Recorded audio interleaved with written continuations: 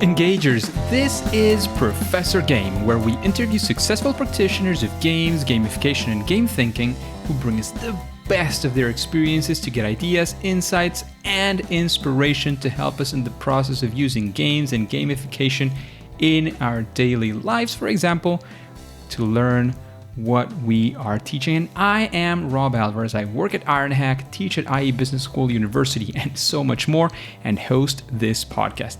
If you have an extra second, please go ahead and subscribe for free to our email list at professorgame.com/subscribe.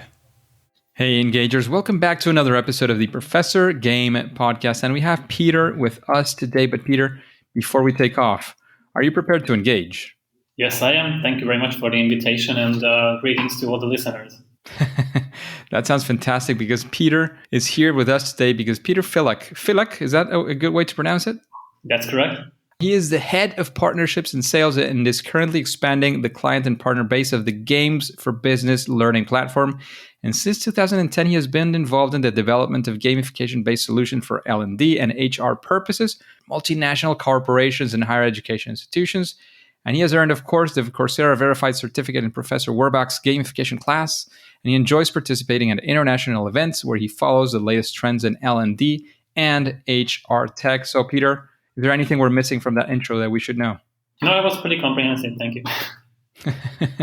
Fantastic. So we'd like to get to know our guests as well, sort of beyond the intro and the accolades and so on. And we'd like to know a little bit more about, what does being Peter in these days look like? What does it feel like to be Peter in nowadays? What does a regular day look like maybe?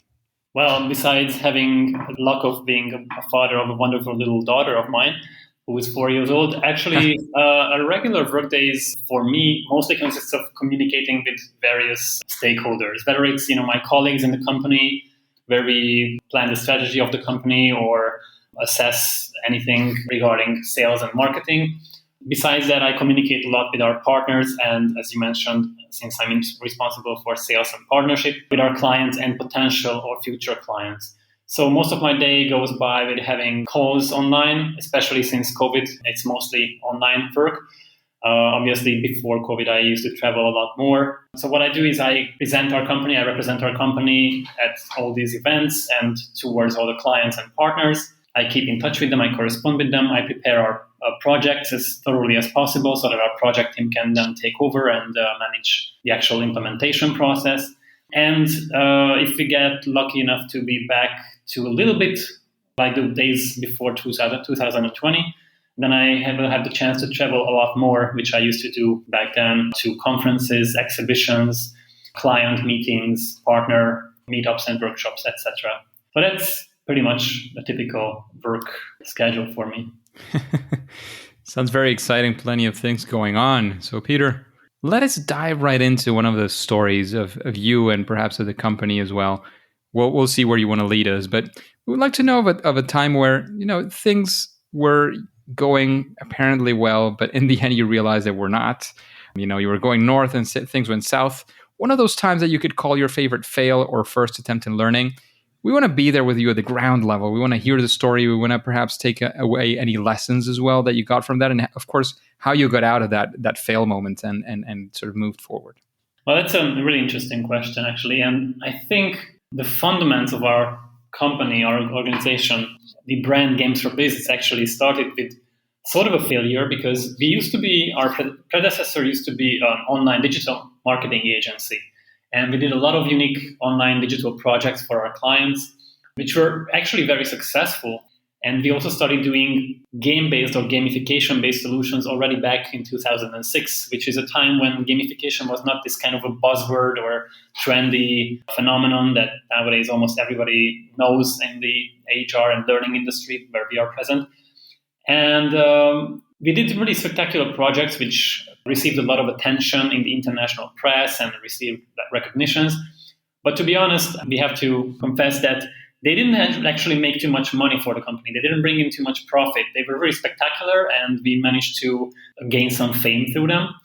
And we started that made us actually start thinking about how we can create something that is as visually engaging and motivating for the users as our flagship unique developments and projects, But how can we do it in a more out of the box, more cost efficient, and like a more ready-made solution that can still be customized, but still to provide an opportunity for clients to do exciting and really spectacular projects without thinking of 5 and 6 digit number projects. So that was pretty much our first kind of failure that motivated us to become a product development company.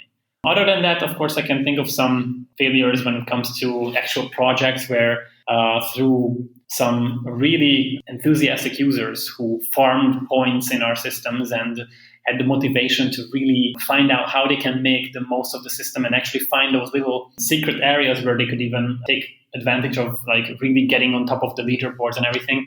So those experiences on those kind of little failures made us also more aware of how to avoid such things, how to build in different mechanics into the platform that make it not possible for anybody to take advantage of some rules that maybe allow them to get ahead.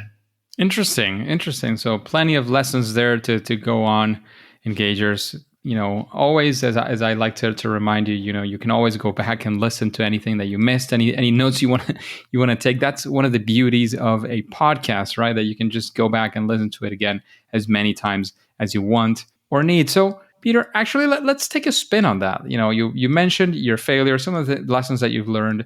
Maybe of a story of, one of those times you either learned those lessons or many other more, and you actually had a success. It was something that you would call one of those proud moments, because we want to be there with you. We want to sit next to you, hear that story, see how you got there, and perhaps, one or two of the success factors that you believe got you there. Yes, our first big flagship projects when we already were a product development company, with some really major clients, which made us really excited to work with companies like Coca-Cola or Generali, which are worldwide known brands. We faced challenges where they came to us and told us that they want to engage their entire employee base, including blue and white collar workers, for example. And before that, we mostly had experience with how to engage office type white collar employees. So it was an interesting challenge. How can we convey a topic that is the corporate business strategy or sales strategy of Coca-Cola to people who are working in logistics and in warehouses and have nothing really to do with that on a daily basis directly, and they don't sit in front of the computer and in front of spreadsheets all day? How can we simplify and make these kind of processes simple, easy to understand, and still present them in a way so that the knowledge can be afterwards applied in their daily lives? That these challenges are really interesting. When we have to understand a complex client process, a complex information mass that they want to kind of somehow get across, how can we simplify it? How can we break it down for the users to make it easy for them to understand and learn from it? Same thing we did, for example, with Generali, where they wanted to revamp their entire onboarding process into the digital environment. And we needed to find a way to become their virtual mentors or the virtual coaches with our system to all these newly hired colleagues and make them successful in their job. How can we break down process that maybe was a little bit hard to grasp or hard to understand all the steps in it, all the different pillars of it in a simple way? And I think those are the things that we managed to achieve with our gamified platform and with its functions. Yeah, I was going to ask, how much gamification was a part of this strategy. And I don't know if there's anything you would like to identify or point out of the fact that using gamification and the gamified platform made a difference, or anything you validated or at least that you hypothesized made the solution at least better than if it hadn't been for the gamification solution. Well, of course. So we are a product development company, so we created an actual learning platform which is able to convey information. Is usually applied in situations where you need to get across lots of information to a fairly large amount of people in a fairly short amount of time, and you need to do it in an engaging format because more and more we're experiencing that traditional ways of learning are failing and people are not so motivated anymore with them, or typical corporate LMS systems are not bringing the results that our clients expect from them. And yes, I think the gamified processes and the engaging visual environment and this micro-learning methodology that we apply in our platform, plus the fact that we coach the user. So we try to break down a long, complex process into simple steps and always provide them sense of achievement, sense of success as they go through the process. So these elements are crucial in making these processes more motivating. And because they are more motivating for users, they bring results for the companies. For example, Coca-Cola managed to engage over half of their workforce, even though it was not a mandatory training, to deal with the corporate strategy. And they spent more than half of that time that they spent in the system was actually done in their free time. So completely voluntarily on their own, on weekends and evening times, they just logged into the system and engaged with the corporate strategy. The same thing with Generali. Generali managed to improve their the sales performance of their newly hired colleagues by 20%, just by revamping their onboarding process into this digital and gamified environment, which is a huge gain because, well, they are market leaders in our region, and this 20% improvement in the sales results of the newly hired colleagues is equal to some of their competitors' entire annual revenue. So imagine these results. And this was not a KPI. This was actually an added bonus because their KPI was that they wanted to lose less people in the onboarding process. So they wanted to improve their retention rate. We managed to significantly improve that, dramatically improve it actually. But the fact that they even improved their sales performance was a really nice added bonus for them. Interesting. That sounds like a very good success story for you guys. And talking about success stories, we've been through a time when it didn't go well, a time where it actually did go well. I'm guessing that at this point, and with all the experience that you guys have, you follow some form of a process, a series of steps. I mean, let's say a company comes to your door and they want to use your solution, your gamified solution. How do you go about it? How do you create that? Like, what is the thought process behind this? Well, the very first step, or the step zero, has to be that we need to understand the client's process. So what kind of process they want to gamify, why they want to gamify it, and what are their goals. So what are those elements in their process that they want to improve or that they're not satisfied with, and what kind of outcomes do they expect or hope to gain. Once we understand that, then we can create a fitting concept or make a proposal how we would solve it. Well, obviously, there are cases when actually our platform might not be the right solution for that, and we are not afraid or we are happy to also recommend them other solutions in that case, because obviously our platform is a product that could maybe not support all processes in the world. But of course, if it fits and if we can manage it with our platform with some customization or adjustment or just a setup, then we start also assessing because our system is a learning system fundamentally. So we need to also look at the content, the information that the client wants to get across to its target group, because that's also a very crucial part of our project. Because it's one thing to have a really spectacular and well-functioning gamified system, but if the content is not relevant and not interesting for the users, then you can still fail the game. And then this next step will be when we basically set up and customize the platform based on these defined parameters and the scope of the project. Of course, we support the clients in gamifying their contents, creating micro-learning contents based on their existing source materials, whether they are PDF documents or videos or whatever. Then we, of course, once the content is integrated into the platform, we test everything together with the client. Based on the test feedback, we fine-tune it, and then we roll it out to the users. But of course, that's not the final step because we also gather surveying and gathering feedback also from the users. And based on all this feedback, we also, at later steps, we can also still fine-tune the platform. And typically our clients, especially if they're satisfied, which luckily more often than not they are, they come to us with new ideas, new needs, new areas where they want to apply the platform, or maybe new user groups they want to involve into the project. And then we keep, of course, upgrading the platform or scaling up the project. Sounds amazing. Thanks for sharing that, Peter. Just a quick break before we continue. Are you enjoying this podcast? If you're listening through a podcasting app, please subscribe and rate us on the app. This will be of great help to reach more engagers so we can change the world together through gamification.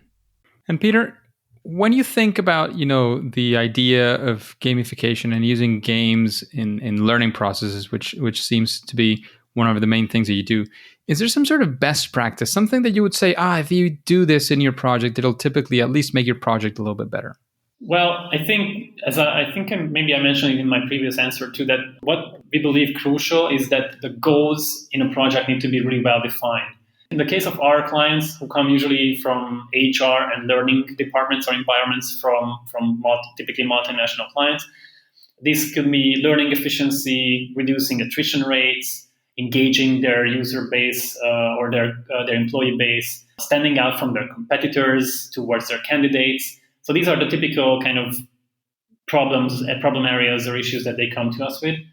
And if we can clearly define the goals and align the solutions to our platform with these goals, that's probably the most crucial element. But it's also very important, and I think that's where we are also really strong, is to consider the whole experience from a user's perspective, because that's key for engagement. And of course, not only for engagement, but for the acceptance of this project, of this platform by the users, and for the success of the project.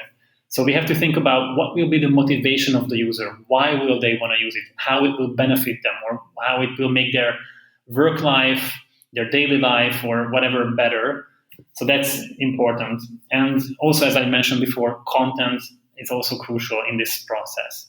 So I think these are the ones that I would highlight. Fantastic. Thank you for those recommendations, for sure.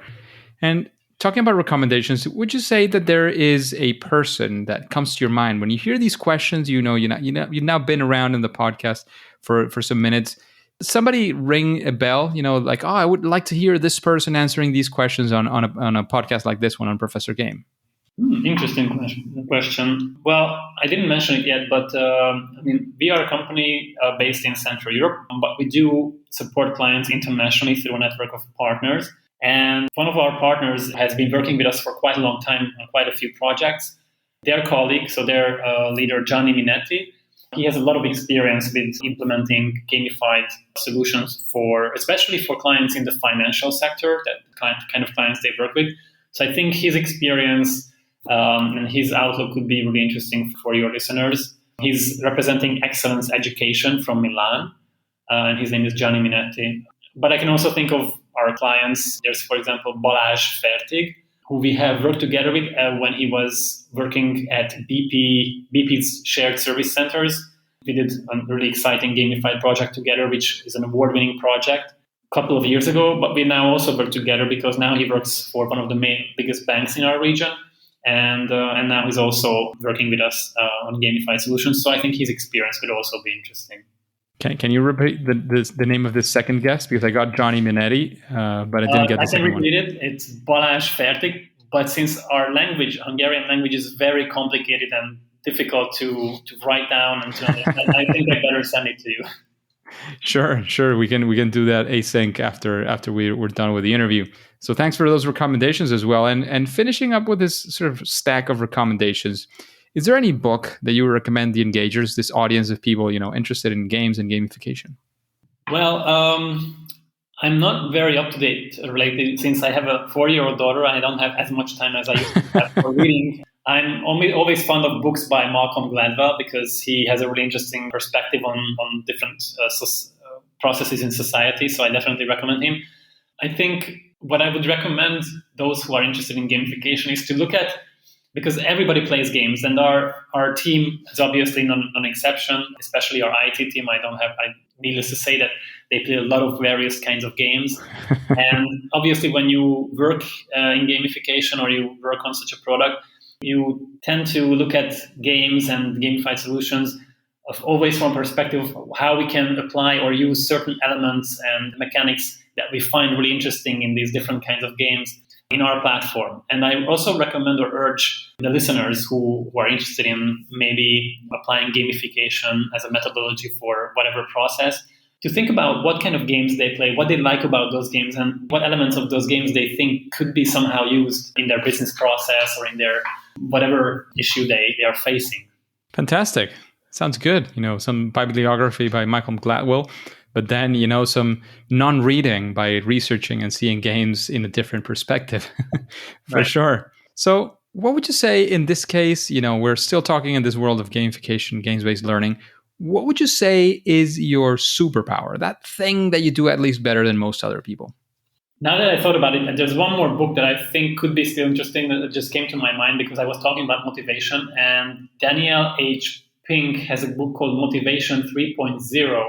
That could also be interesting to read. I read only certain chapters of it, but my colleagues were recommending it to me previously, and I think that it could also be interesting. So going back to the question of superpowers, well, I think We like to think in our team, as I mentioned, we like to play games. And I think since the largest majority of our team is actually boys, I mean men, I think most of us used to play a lot of Lego. Legos, those games that you put together from different little building blocks. Yes. Well, I think most of us have played some sort of game, and we like to compare our learning platform to Lego because it's modular. So it has a lot of functions. And so with with one platform, we can build up and create very different kinds of projects, different looking, different feeling, different serving different purposes and goals. So I think that's probably our biggest superpower, that we have one product which makes us very efficient in terms of we can quickly implement our projects. We can be very cost efficient because we have a standard solution, but we can customize it and create a lot of different things out of it. And we also have this outsider approach with a strong perspective on the users, because we are not HR experts. We don't come from a learning background, although our founder is actually a teacher, a biology teacher, but I think our approach on looking at HR and learning processes is very out of the box. And I think that is something that helps our clients a lot. Sounds great. Sounds great. Sounds like some very useful stuff that you're gathering there, for sure. And finally, we get to this very, very difficult question. I would argue that probably one of the most difficult ones. And you were talking about, your team playing games and getting inspiration from games. So what would you say is your favorite game, Peter?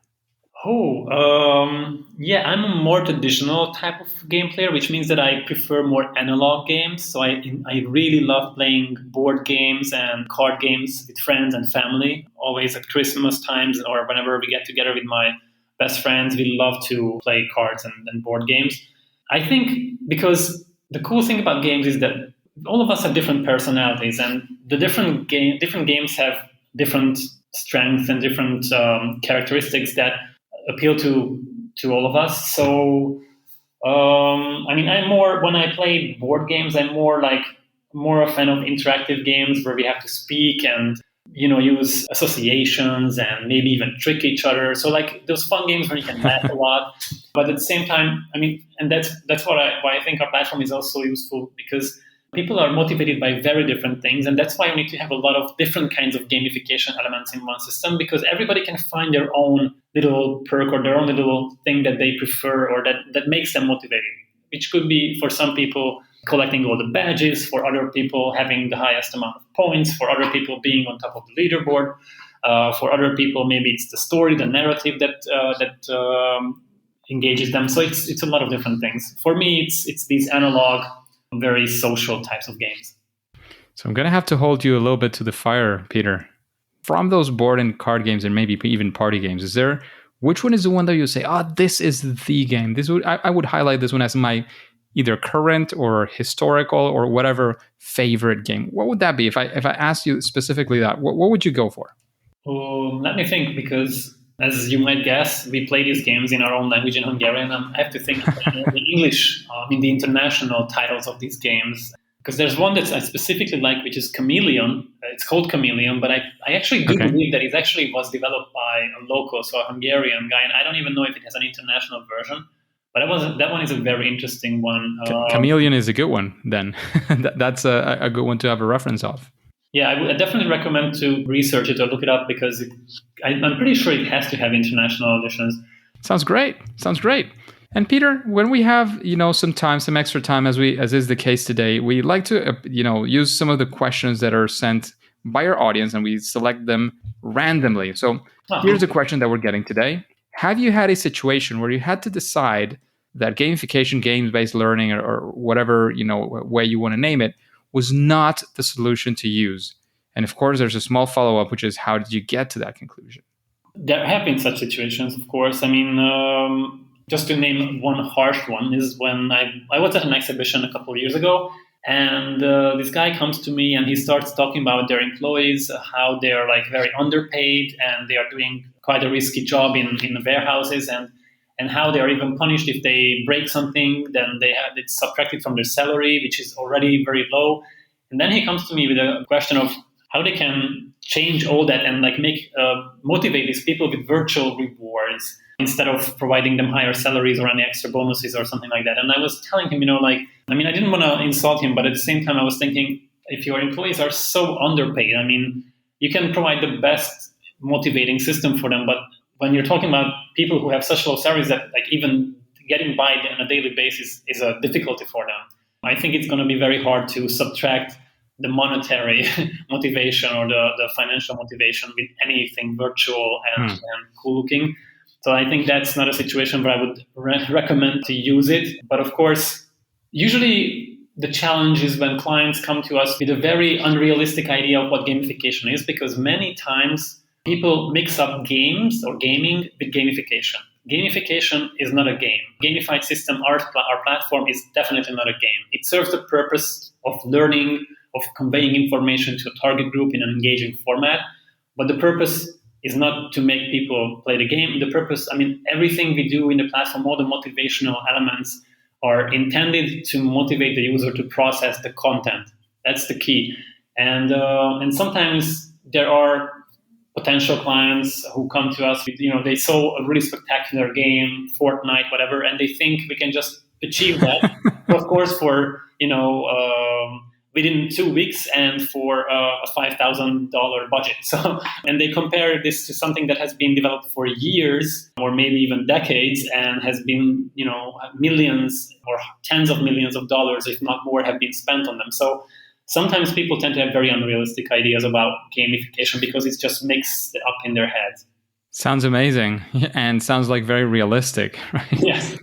Having sort of crazy expectations from a solution with the minimum budget that you could ever even think of, right? Yeah, and of course it should be customized too, and be available immediately and out of the box.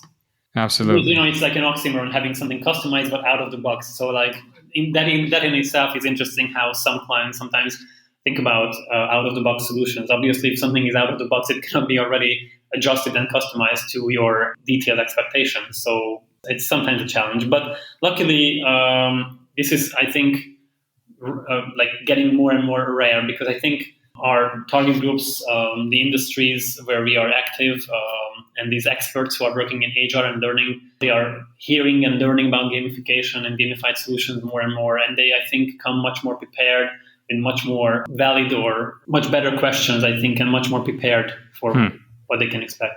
Amazing. So it's good news for the industry as well. I think so, yes. We're definitely making progress since we started. Yeah, I love that. I've actually been mentioning it lately on my keynotes when I go to conferences. I do like to remind us, because sometimes it's all about, what's been going wrong, what we're not doing, et cetera, but also reminding us as well of how much we've progressed and advanced since, the early days, so to speak. Definitely. If you think about it, people are meeting gamification almost daily. Almost everybody is finding gamification in the kind of applications and processes they use nowadays, whether it's their loyalty programs or applications from their favorite brand or et cetera, et cetera. It's almost everywhere it's present to a smaller or larger extent, and it's becoming more and more universal. So that's why I think people are now understand it much better. Absolutely. So Peter, thank you very much for, sharing all your knowledge, all your understanding. Do you have any final words, any final piece of advice for the engagers that you want to leave us with? Of course, let us know where we can find more about you, about the company that you're at. Games for Learning is the exact name, right? It's Games for Business, yes. Games for Business. Yeah, gamesforbusiness.com is where they can find us. They can contact us.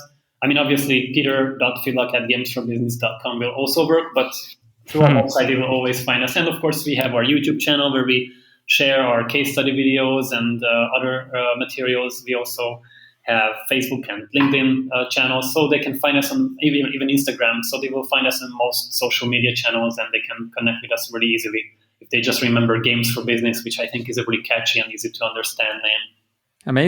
Amazing. Thank you very much, Peter, again, for all that knowledge, all that understanding, all that experience that you've shared today with the engagers. However, as with any other game, eventually it is time to say that it's game over. Engagers, thank you for listening to the Professor Game podcast, and I hope you enjoyed this interview with Peter. And I'd like to know if you have any future questions like the one we asked today that you would like to ask future guests, other guests. If you do, you have to go to professorgame.com/question and ask your question. If it is selected, it'll come up in a future episode and you will get your answer right there live with the guest. And before you go on to your next mission, remember to follow for free using your favorite podcast app and listen to the next episode of Professor Game. See you there.